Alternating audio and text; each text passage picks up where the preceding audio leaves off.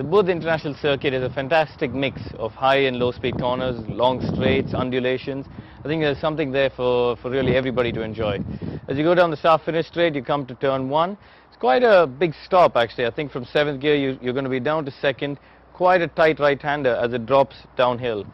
Turn 2 is easily flat out. I don't think it's going to be a problem for anybody. But as you go up into turn 3, it's completely blind. You just cannot see the inside of the corner, and the circuit is double the width there because it's one of the special overtaking zones that the FIA have recommended is into turn 3.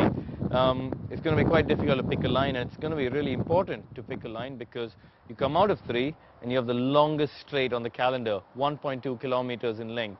It is going to be massive for overtaking in the races.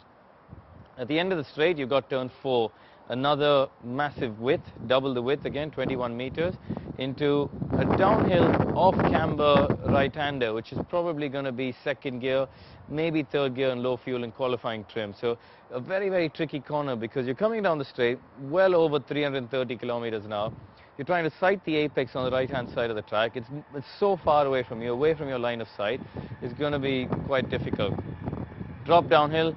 Turn 5 is a sort of nondescript left-hander, but then the tricky part is you need to keep turning left into turn 6 and 7, which is a very, very quick chicane. Turns 8 and 9, again, going uphill is going to be 4th, maybe 5th gear as you go uphill, quick direction change, quite hard on the rear tires, and going up into the fantastic parabolica, turns 10 and 11, double apex right-hander. If you're a guy in the grandstand who's bought a ticket, this is the place to watch a Formula 1 car in all its glory. It's going to be 220 kilometers an hour, extremely, extremely quick through the apex of the corner. It is going to be a spectacular sight. As you come out of 11, drop downhill through 12, it's really a nothing corner, easily flat.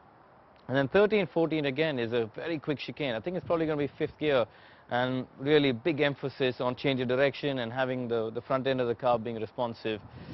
15 is a blind negative camber, a lot of negative camber there, so it's going to be very difficult to keep the rear of the car stable. As you go over a crest, the rear of the car is going to get light, and it's going to be quite difficult to put the power down. And as you drop downhill again into the final corner, you've got the enormous grandstand on the left-hand side, but you're not looking there, you're looking straight in front of you.